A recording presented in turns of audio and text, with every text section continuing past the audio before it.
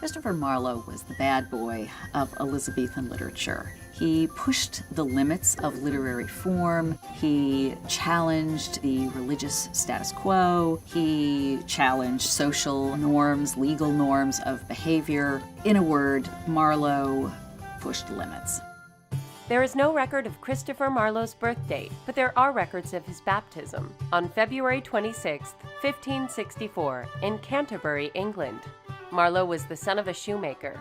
He attended the King's School and then won a scholarship to Cambridge University. Cambridge University hesitated to grant Christopher Marlowe his master's degree in 1587 because they suspected that he may have converted to Catholicism. But the Crown, or namely the Privy Council, intervened on Marlowe's behalf to give him the degree. So this has led scholars to speculate that Marlowe must have been an agent for the Crown. After his education at Cambridge, Marlowe went to London to produce literature for the public stage.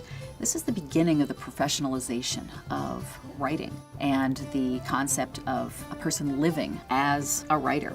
Marlowe managed to figure out what his audiences wanted: violent, sensationalistic fiction, and he provided that. Marlowe's first play, Dido, Queen of Carthage, was performed in London in the late 1580s.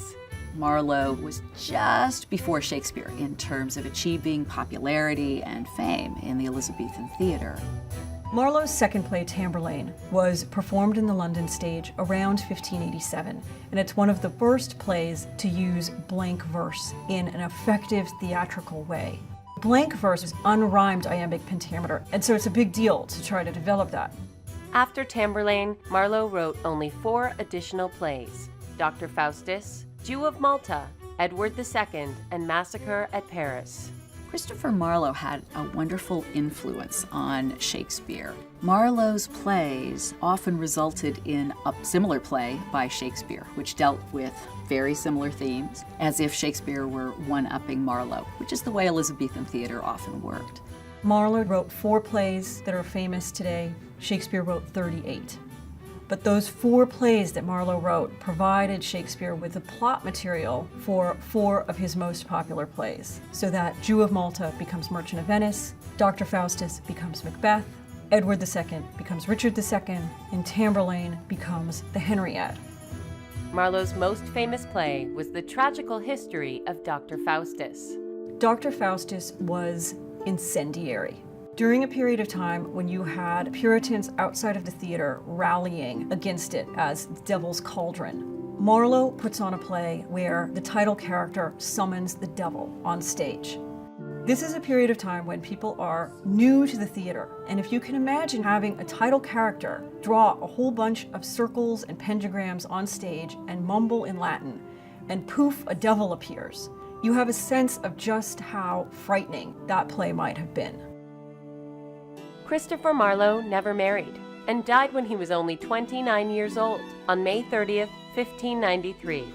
Marlowe died in typically sensationalistic circumstances. He was stabbed in the eye, he was at a boarding house, and presumably there was a dispute over the bill or the reckoning.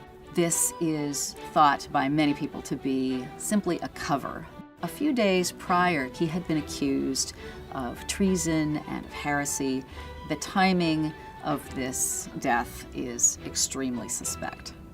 Despite the fact that Marlowe was only writing plays in London for 6 years, he is one of the top 10 English playwrights of all time.